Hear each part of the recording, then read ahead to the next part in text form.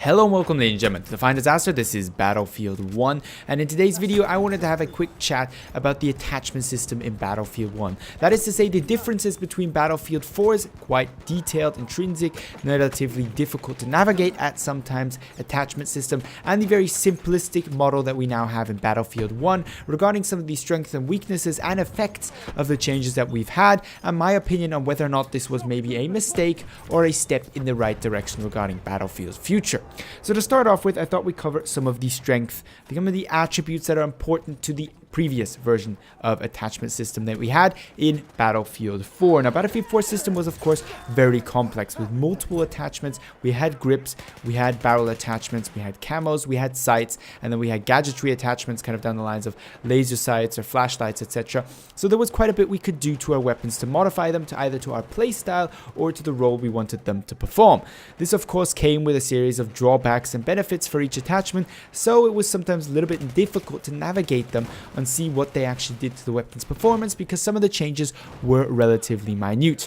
Furthermore, Battlefield 4 had pretty much two of each attachment. They just called them differently, which was unnecessarily complex, and while one could see the kind of benefit in the visual additions that this game offered, or the system in general offered, it would have been a little bit more easier to somehow structure it differently so that people not quite so familiar with the game would have understood that some of the attachments are actually the same, only visually different on the gun. This goes especially for some of things like the different grips that were available. Now, with that being said, what strengths did the system have? We'll touch on the weaknesses a little bit later when we get into the Battlefield 1 attachment system, but for now, what strengths did this Battlefield 4 attachment system come with? Well, first and foremost, variety and choice. Now, some people don't really care much for choice in a first-person shooter.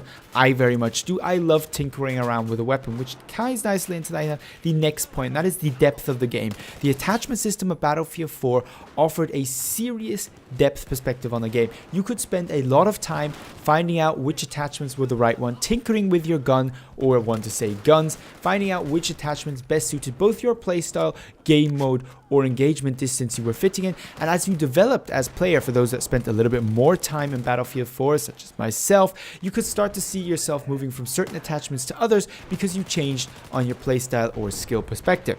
So it keeps the players occupied, as well as offering an additional layer of complexity for the game, which helps of course in the longevity and keeping things fresh.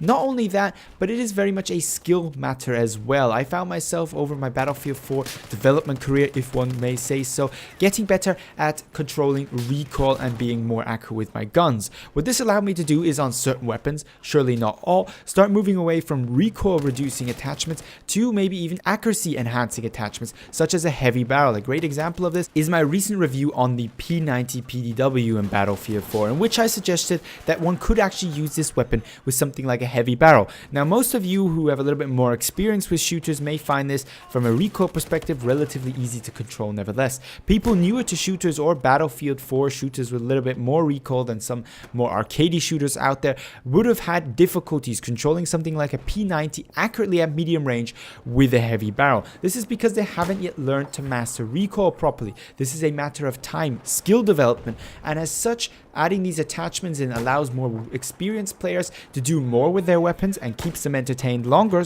and leaves lesser players in a position where they can develop and strive to become a better player and make use of certain features of the game that they otherwise couldn't have necessarily made use of. In my opinion, this is an addition of depth to a shooter which keeps people hooked, keeps people coming back to always do more, have another round, have another game.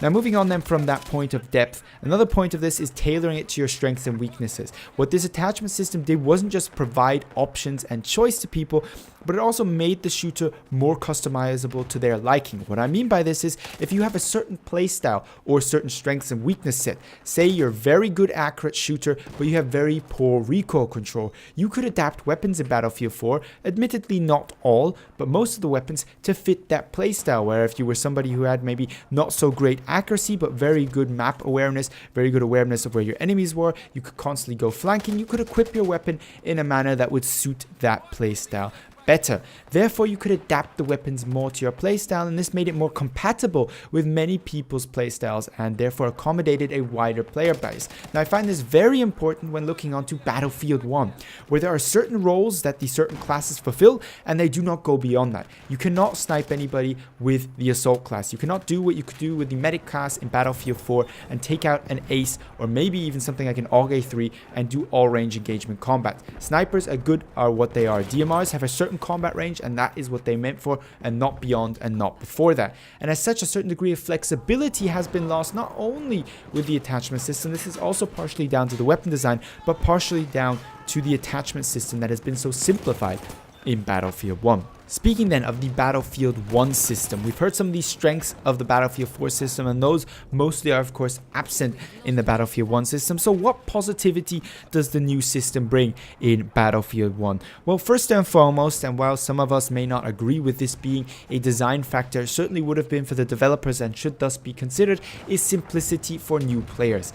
Battlefield is interested in selling titles. If a newbie who's thinking of picking up this game and has not got experience with previous Battlefield game hears that the attachment system is highly complex and truly mastering the game will take a huge amount of time, he's not going to be too tempted to buy the game.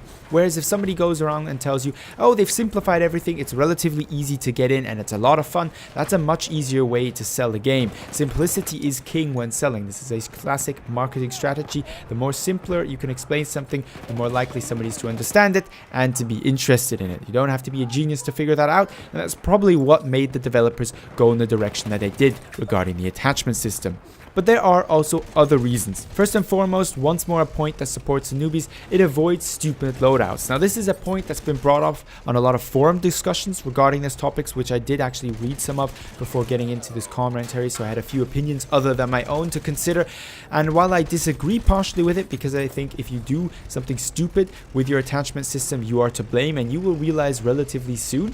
But many people find this a problem, that you could make weapons worse than they by default were with the attachment systems. They thought of an attachment system as being a system that should only improve the weapon or adapt it to your liking. And thus, many people think that one of the benefits with the Battlefield 1 system is that you can no longer screw weapons up. Another interesting point I picked up from the discussions on the Battlefield forums was the realism aspect to this. Now, while in modern military shooters, customization makes a little bit more sense because special operation teams around the world usually have access to a certain degree of customization for their weapons. This could of course be debated on a little bit more skeptical terms when it comes to the wider military that you play in Battlefield 4, but it is at least closer to the truth than it would be in a World War I shooter, where customization really wasn't a thing.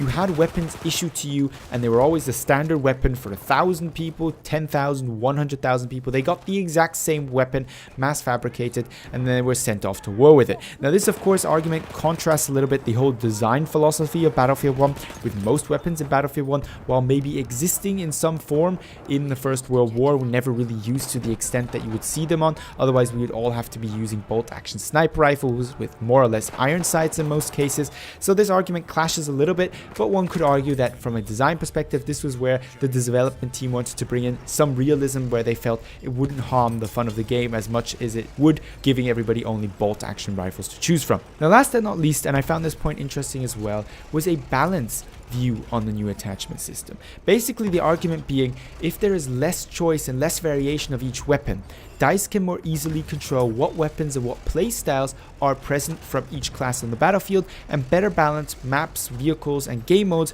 around what the players are capable of. In essence, what this is, DICE is more likely to understand what the players are capable of with the weapons they have been giving them than when they have the attachment system, which varies it all up and changes things. I frankly not buy too much into this argument. There is a certain merit to the argument because yes, that is true. The less options you have, the easier it is for DICE to develop maps and game modes around that. On the other hand, the biggest factor in developing or deciding how somebody is effective with a certain weapon is their skill and playstyle, and DICE can't really anticipate for that. That's just up to every individual for themselves. So as total, where has this brought us? Well, it's brought us to a system where we no longer have the attachments as we did in Battlefield 4. In Battlefield 1, we have skin customization, we have a degree of zoom of our respective optic, depending on what optic is pre-provided by us. So it's usually within a range of magnification that you can choose, but the optic is nevertheless the same. We've got a reticle recoil direction as of how you hold your gun, if your gun pulls more to left, right, or upwards. And last but not least, bayonet or no bayonet. These choices seem rather lackluster when comparing to what we had in Battlefield 4. On the other hand, what DICE has of course given us is 3 variants of each weapon. Just kind of make up for this, if you like your weapon a little bit more close quarter, there's a close quarter variant of it, there's usually a normal variant of it, and then something designed for higher accuracy, higher precision, or longer ranges. This is, however, also in some way cheating us out of more weapons. As a result, we only really have, for example, in the Assault class, 4, 5, 6 weapons to choose from as primaries. Now, there may be something like 12 to 18 actual weapons there, but those are always variations of each other and couldn't really be considered as separate weapons. Now, there's different views on this topic as well, and some people argue this is realistic or this is the way they've done it to make sure that all weapons are unique, and there's an argument in that as well. But in effect, what the attachment system has brought out, the new attachment system, is a decrease in weapon number for us gamers to play with. There is less weapons in Battlefield 1 than there was in Battlefield 4 if you do not account for the different variations being different weapons. So my opinion on this whole matter is I'm not too pleased what they've done with the attachment systems. I do see the merit in what they've done, but I do not think it's actually weighed out by what positive aspects brought in by the previous attachment system. I think we need to have some degree of control over our weapons behavior and some degree of depth to the attachment system to keep a very interesting part of Battlefield, part of the Battlefield franchise. For me, fiddling around with attachments was a big part of my Battlefield 4 experience, and the lack of thereof is already missing to me in Battlefield 1. I think it's some aspect of it keeps the longevity of the game alive, and therefore I think we should at least have some form back in. And DICE may decide to introduce some form of attachment system later on. That just depends on the amount of feedback they get from the community regarding this matter. So that's my opinion regarding this matter. Let me know down below in the comments how you've been finding the Battlefield 1 now that it is out for everybody, how you've been finding the attachment system. Do you think this is an improvement over the Battlefield 4 system, or is it somewhat a letdown when comparing to what we previously had in Battlefield 4? Feel free to leave that down below in the comments, as well as per usual your video suggestions for my long list of videos that you would like to see. But with that being said, at this point I'd like to thank you very much for watching and hope to see you in the next Battlefield 1 video.